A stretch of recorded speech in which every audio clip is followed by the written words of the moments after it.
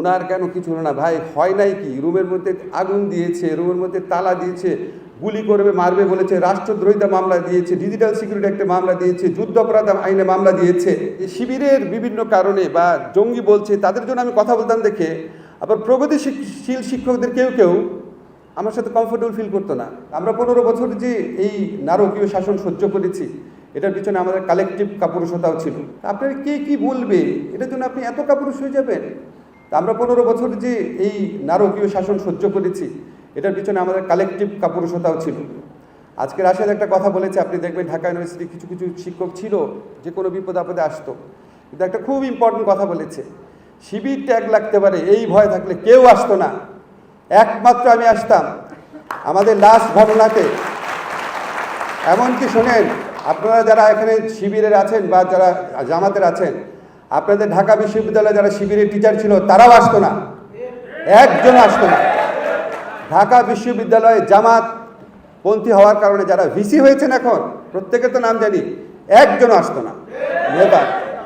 এবং যখন আমাদের লাস্ট ঘটনা রোজার মধ্যে কোরআন শরীফ পড়ানোর অপরাধে কতগুলা ছেলেকে টেনে নিয়ে পিটালো ছাত্রলীগ, আমার ঢাকা ইউনিভার্সিটি ল ডিপার্টমেন্টের ছাত্র, যখন ওরা দাঁড়িয়েছে আমি ওদের সাথে দাঁড়িয়েছি, I was the only teacher. Shifat তুমি এখানে আছো?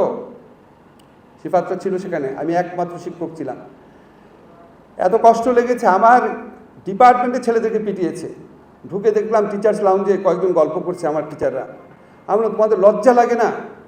তাদের মধ্যে একজন আবার শিবির করতো, খুব বড় পজিশনে আছে এখন, এই 5ই অগস্টের পর বড় পজিশনে পেয়েছে। কেউ যেত না ভাই, সে বললেন না, সারা বাংলাদেশে অবস্থা ছিল, কেউ যেত না। এবং আপনি একটা জিনিস জানেন যে শিবিরের বিভিন্ন কারণে বা জঙ্গি বলছে, তাদের জন্য আমি কথা বলতাম দেখে আবার প্রগতিশীল শিক্ষকদের কেউ কেউ আমার সাথে কমফোর্টেবল ফিল করতো না। এই যে আমার কলিগ আছে আমিনুল, জানে, উনি এখানে আসবে মানে আমি শিবিরের পক্ষে কথা বলি এবং কত খারাপ। এই জন্য আমার সমস্ত কিছু সম্পর্কে জানে, আমার জীবনযাপন সম্পর্কে জানে, তারপর আমার সাথে একটা মঞ্চ ভাগাভাগি করতে একটু দ্বিধাবোধ করতো।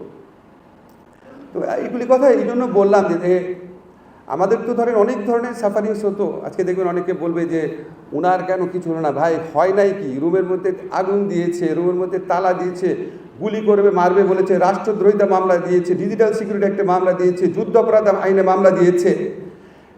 ইউএনডিপি এডিবির কনসালটেন্ট ছিলাম, সমস্ত কনসালটেন্সি ক্যান্সেল করে দিয়েছে। 1.5 বছর অন্য একটা প্রাইভেট চাকরি পাওয়ার কী পরিমাণ আর্থিক অসুবিধায় গিয়েছি তা আমি জানি। সামাজিক সম্পর্ক নষ্ট করে দিয়েছে। ছোটবেলার বন্ধু তার বোনের বিয়েতে দাওয়াত দেওয়ার সাহস পায় নাই।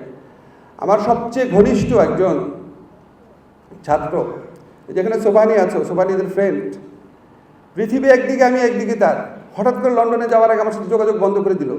আমি হতবাক। আমি আমার স্ত্রীকে বললাম যে ও এটা করতে পারে, ফোনই ধরে না।